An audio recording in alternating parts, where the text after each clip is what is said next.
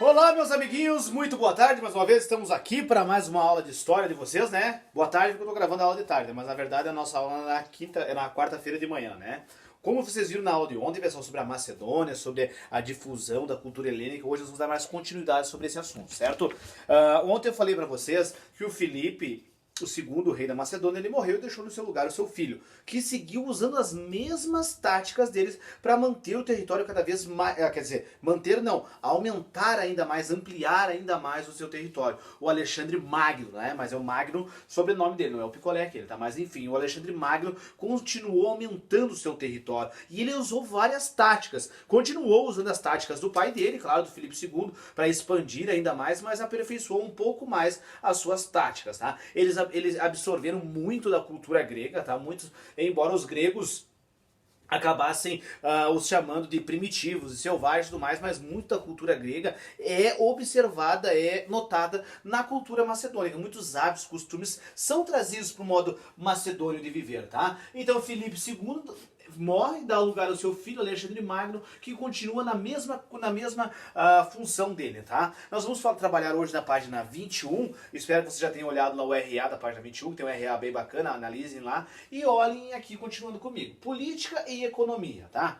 Quando eles conquistavam um novo povo, tá? Foi o exército Alexandre Magno com toda a sua tropa, sua cavalaria, suas espadas, todos lá, conquistaram um novo território. O que ele fazia? Ele para conter o ódio, tá? As pessoas conquistadas por ele, para não ficarem odiadas, por não odiarem ele e nem os seus soldados, ele promovia assim, ele dizia, os soldados chegavam lá, conquistavam, mas ele não deixava os soldados deles fazerem mal às pessoas, tá? Nem saquear as mercadorias, nem queimar as suas casas, enfim, fazer o mínimo possível de estragos para que as pessoas não odiassem ele, né? Não odiassem esse conquistador, claro, se fosse necessário, eles usavam a força, mas tipo, protelavam o máximo, o menos possível de força, de violência com esse povo conquistado, era melhor de ter esse povo sob seu domínio. E essa tática deu certo, né? Além disso, ele construía estradas, pontes, ele ajudava as pessoas na sua agricultura, ajudava a colher, ajudava a plantar, então ele acabava adquirindo, as pessoas começavam a gostar dele em vez de odiá-lo por ele ter conquistado o território.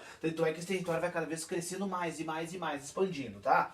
Outra coisa, pessoal, o território dele, já que falamos em expansão, ficou tão grande, que ele implantou uma única moeda.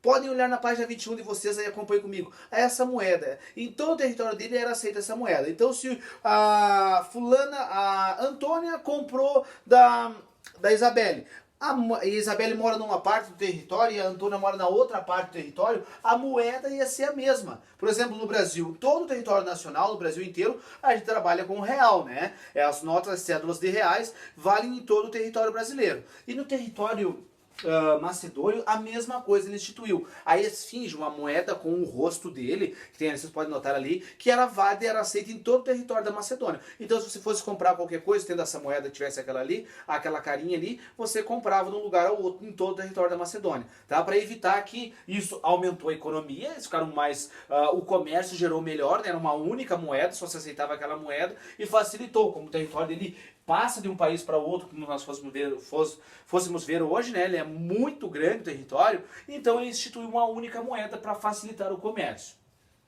Outra coisa que ele fazia que ajudava ele a ser bem aceito. Ele conquistou um território novo lá, o Alexandre Magno. Só que é um território muito longe, muito distante. E o líder daquele território era, vamos supor que o líder daquele território lá era o Mateus.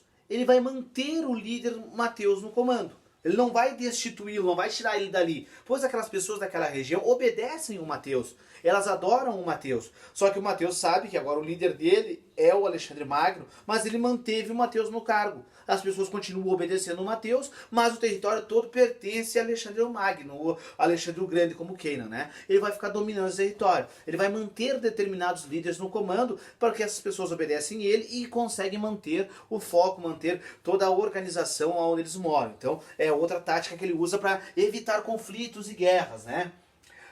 E aí, mais adiante, ele vai expandindo ainda mais, nós chegamos na parte cultural. E ele vai carregar com ele, olha só como esse Alexandre Magno era esperto, vários sábios, pessoas que transmitam cultura. Ele vai ordenar a construção, imaginem só, de bibliotecas, lugares onde as pessoas pudessem ter acesso à cultura, o Alexandre Magno. Veja só como é interessante isso. Olhem na página 22 lá para vocês verem, tá?